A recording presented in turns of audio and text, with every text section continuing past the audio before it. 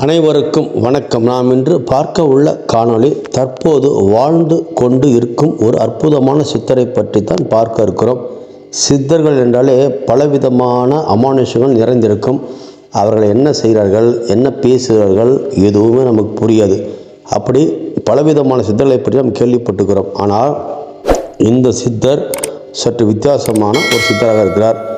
இவர் விவசாயம் பார்த்தபடியே, அதாவது உழவு ஓட்டு கொண்டு கிராமத்தில் நம்ம விவசாயத்தை பார்த்துருப்போம். ஒரு மாட்டு வண்டி வைத்து கொண்டு ஏறு ஓட்டுவார்கள். அப்படி ஏறு ஓட்டிக்கொண்டே அவர் செல்வார். அதன் பின்பு நாமளும் செல்ல வேண்டும்.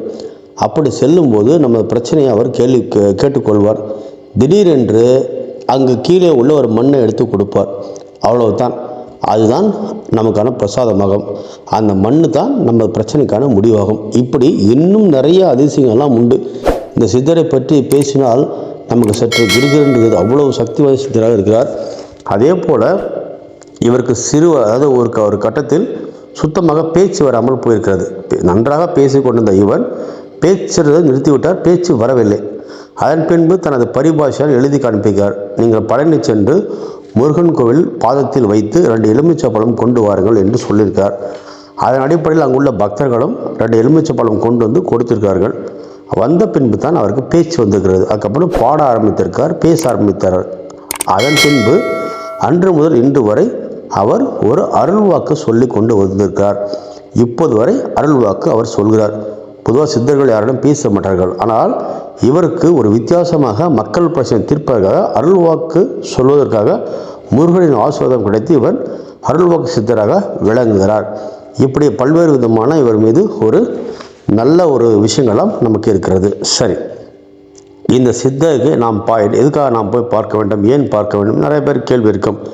நமது பிரச்சனைகள் எதுவாக இருந்தாலும் சரி, கடனாக இருந்தாலும் சரி, நோயாக இருந்தாலும் சரி, கணவன் மனைவி பிரச்சனையாக இருந்தாலும் சரி, அல்லது காதல் தோல்வியாக இருந்தாலும் சரி, இப்படி நமக்கு ஏதாவது ஒரு பிரச்சனைகள் இருக்கும்.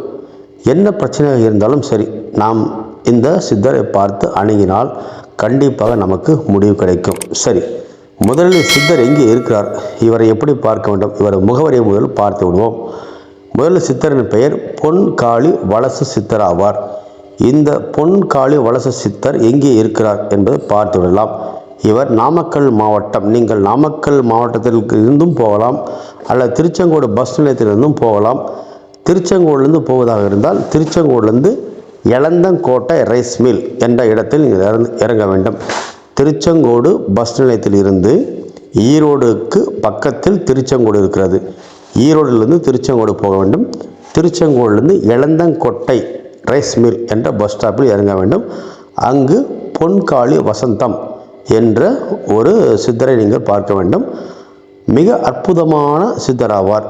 நீங்கள் யாரையுமே கேட்க வேண்டிய அவசியமில்லை. எலந்தங்கோட்டை ரைஸ் மில் இறங்கி ஒரு 5 நிமிடம், ஒரு அரை கிலோமீட்டர் அளவுக்கு வரும். இறங்கி நடந்தால் அங்கே கேட்டாலும் சொல்வார்கள். பொன்காளி சித்தர் என்று நீங்கள் நெட்டில் டைப் செய்தால் கூட கூகுள் அவரது முகவரி வந்துவிடும். நீங்கள் ஈஸியாக சென்று தரிசனம் செய்யலாம். தினசரி காலை 8 மணி முதல் 12 மணி வரை பக்தர்களை அவர் பார்ப்பார், அருள்வாக்கு சொல்வார். இவரை பார்க்க செல்லும்போது எலுமிச்சம்பழம், ஒரு 5 பழம், துளசி, கற்பூரம், ஊதுவத்தி என இதை வாங்கி செல்ல வேண்டும். மற்றபடி தட்சணை தான் இருந்தால் நீங்கள் அங்கே தான் சென்று கேட்க வேண்டும். எங்களுக்கு தட்சணை சொல்ல சொல்லி எந்த விவரமும் எங்களுக்கு தெரியவில்லை. எனவே அதை நீங்கள் நேரில் போய் பார்த்து கொள்ளுங்கள்.